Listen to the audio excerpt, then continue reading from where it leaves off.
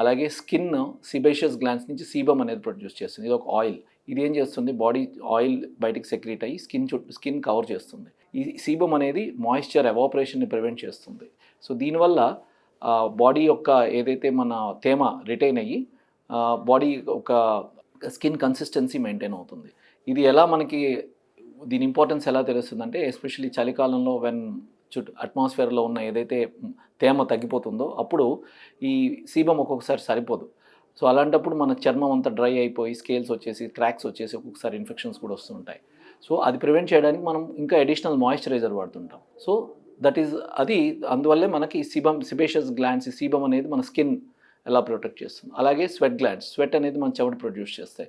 Especially ఇది బయట మనకి మాయిశ్చర్ ఎక్కువ ఉన్న మన బాడీ టెంపరేచర్ స్కిన్ టెంపరేచర్ని మెయింటైన్ చేయడానికి స్వెట్ అనేది ఉపయోగపడుతుంటుంది.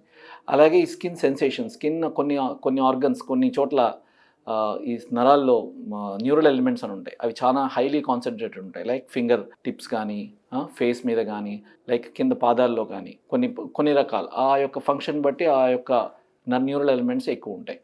స్కిన్లో రకరకాల స్ట్రక్చర్స్ ఏరియాని బట్టి, దాని ఫంక్షన్ని బట్టి, ఆ పార్ట్ ఫంక్షన్ని బట్టి ఆ స్కిన్ నేచర్ ఉంటుంది.